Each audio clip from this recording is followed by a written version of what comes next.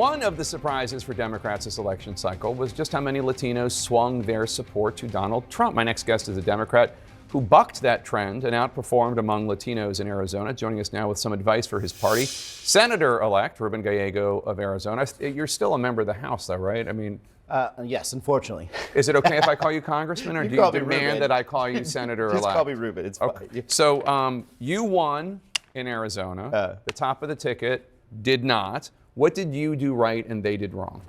Well, look, from the get-go, we understood that we were already behind the 8 ball.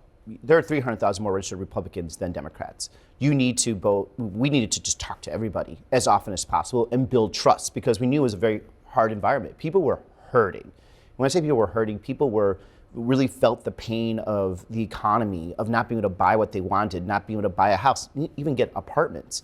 And what we needed to do is make sure people understood that I felt what they had felt, because I grew up poor. I understood what they were feeling. So we went everywhere in Arizona. We spoke to everybody, Democrats, Republicans, Independents. We went to the reddest parts of the state. We went to some of the bluest parts of the state that also never get visited. And we explained to people that, what is happening right now is bad. And also, by the way, it's not your fault. But we're going to work to fix it. Go ahead. I'm sorry. No, and I think that's the thing that we did for 23 months that made the biggest difference. I've heard Democrats complaining, and this is not Kamala Harris specific, but I've heard Democrats complaining that too often Democrats think that they can say, oh, don't worry about your pain, look at this chart. Yes, that's true. And do you think that was something that... Absolutely. A lot of people were saying that, and I heard that, we'll talk to them about how good the economy is. The problem is, you can have all the graphs you want. If you open up your checking account and you see that you're making less and there's not enough coming in, it doesn't matter what the GDP growth is, right? If you go to the grocery store, and I live in a fairly working class area, and you start noticing that the brand names are not being bought and generics are, it doesn't matter what unemployment is. A lot of people got through this rising inflation by also taking out credit card debt. And this is, I think, what people forgot the whole time, is that even though, yes, wages were getting higher, yes, costs were going down, people were still paying down credit card debt that they used basically to survive this whole time. And so one of the things that we were very clear about in this campaign is we said, yes, let's see what we can do. Let's figure out what we can do to make your life a little easier, so you can breathe easier, right? Mm-hmm. And just being able to recognize that, hey, this is a problem, and not just trying to gloss over it, I think was a big, big difference. Yeah, let's talk about the Latino vote, because obviously that's a place that you did well. It's Donald Trump didn't win the Latino vote, but he did better than any Republican presidential candidate in history. And according to CNN's exit poll, 55% of Latino men voted for him. That's a 19-point swing from 4 years ago. You say that Democrats need to, quote, go touch grass and meet real Latinos. What do you mean by that? I think Democrats a lot of times surround ourselves with people that will affirm what we already believe, or people from our same backgrounds, right? And so you have a lot of Ivy League candidates that hire Ivy League Latinos that don't actually come from a working class background, and most Latinos are actually working class. And sometimes we don't want to hear what they're saying. And I had the benefit of growing up, in a working class family. My mom's a secretary, my father was a carpenter. I grew up, it's still, even my whole family, Latino family, is working class. So I actually have, it's a big Latino family too, I actually have a really good pulse in what's happening there.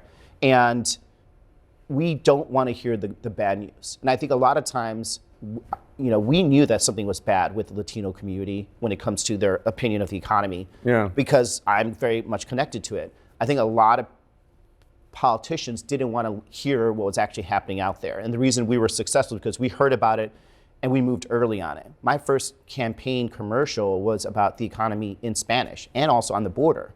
Our first commercial was about immigration and more border security in Spanish, because we heard about it earlier. I think there's a lot of people in DC that didn't want to hear what was happening out there, because it would go against some of their, some of the stuff they had learned in the past. You're a veteran, and I wanted to ask you, President-elect Trump has nominated Fox News co-host and Army National Guard veteran Pete Hegseth to lead the Pentagon. He has said that women should not serve in combat roles, and that the Joint Chiefs Chairman should be fired for being too, quote, woke. You deployed to Iraq with the Marines.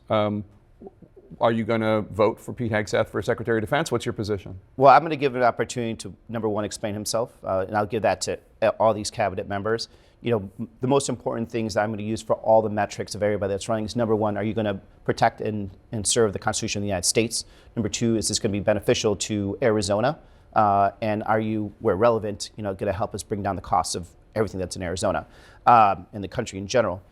So I'm not going to jump ahead and say yes or no. I'll give him his opportunity as part of my constitutional duties, but I think he has to answer for a lot of what he has said in the past. You, as a veteran, also I want to ask you, is one of the ways Donald Trump won was by kind of painting himself as, I will keep us out of wars. And Democrats and their allies like Liz Cheney and Dick Cheney, they will take you into wars. What did you make of that argument? Did that resonate with people? I'm not sure. Look, I think really the economy is what resonated with people, and that's what I heard in Arizona a lot. People were worried about the cost of everything, and I think some of the frustration was that we were spending money, but not necessarily helping people, and that's Spending also, money like in Ukraine, you mean? Yeah, exactly. Okay. And part of my frustration was like, oh, we would love nothing more to help you out, but also we don't have the votes from Republicans. But even getting to that discussion starts going down a long conversation. The biggest lesson we have to learn here is when people are hurting economically, they're going to take care of themselves first. And that's what we've seen for the last, change elections for the last, 20 years. And I think it's important for Democrats to remember from now on. You have to take care of people at the bottom line. You have to give them some level of economic security, especially Latino men.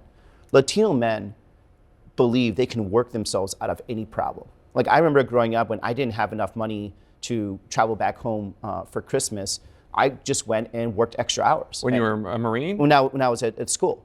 And so I literally went to a convention center and threw on a costume and handed out leaflets, right? That's the mentality of Latino men. This time is the first time I had ever heard many of them say, I just don't feel like I'm doing anything to provide for my family. I don't feel like I'm bringing them security. Until we actually focus on that and understand that, we're going to have problems, really bringing them back into the Democratic fold. Senator-elect Ruben Gallego, congratulations again. Thank you. And please come back a lot. We'd love to have you. We love hearing from you.